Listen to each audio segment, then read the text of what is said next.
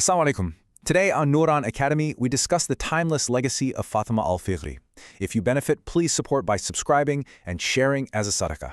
So in this explainer, we're going to dive deep into the story of a person whose vision, it quietly shaped the very foundations of what we think of as modern education.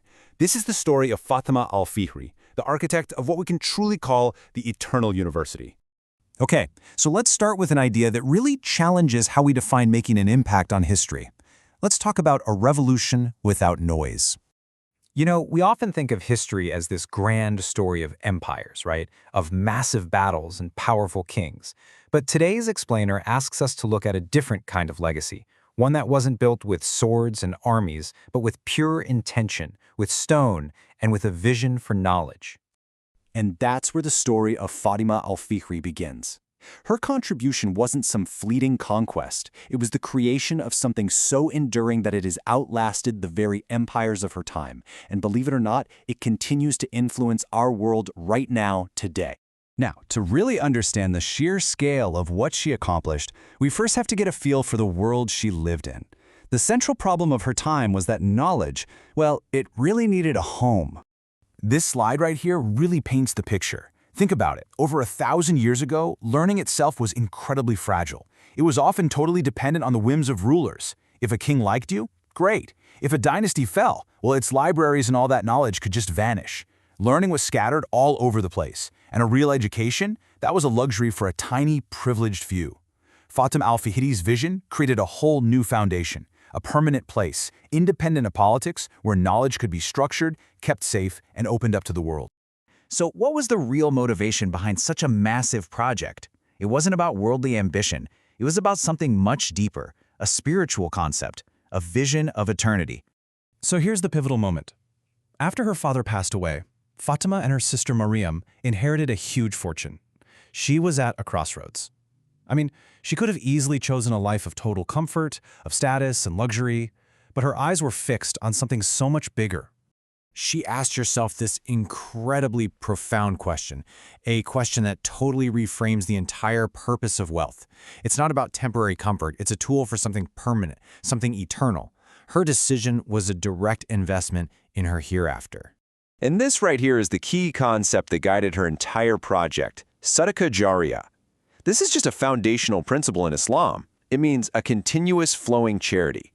It's the idea that you can do something, build something, whose rewards will keep reaching you long, long after you've left this world. That was her revolutionary answer. So this vision, this incredible investment, it was about to become something the world had never really seen before. She set out to build the first university. And this is just amazing. In the year 859, in Fez, Morocco, Fatima al-Fihri founded the University of Al-Qarawiyyin. And it's not just one of the oldest. It's recognized by both UNESCO and the Guinness World Records as the oldest existing and continually operating educational institution in the entire world. But her commitment was just absolute. It's how she did it that's so inspiring. First, her niyyah, her intention, was purely for the sake of Allah subhanahu wa ta'ala. Second, she didn't just write a check. She was there on the ground, personally supervising the entire construction. And third, in an act of incredible spiritual devotion, she fasted every single day until the project was finished. This wasn't just a construction project. For her, it was an act of worship. And the impact of that act of worship would echo across the entire globe and through the centuries. It established a legacy that literally transformed how we think about learning. Al-Qarawiyyin became a beacon of light. It wasn't just for religious studies. It was this amazing, comprehensive hub where you could study everything from Islamic law and theology to astronomy, mathematics, and even medicine. It drew in scholars and students from all over Africa, Europe, and the Middle East. Now this timeline, this really puts her achievement into stunning perspective. Al-Qarawiyyin was founded in 859. The great universities of Europe that we all know, like Bologna and Oxford, they were founded over 200 years later. A Muslim woman, guided by her faith, had effectively created the blueprint for the modern university. And that brings us to such a beautiful point. Fatima al-Fihri didn't do any of this for fame or for recognition. Her entire focus was on creating that Sadaqah Jariyah.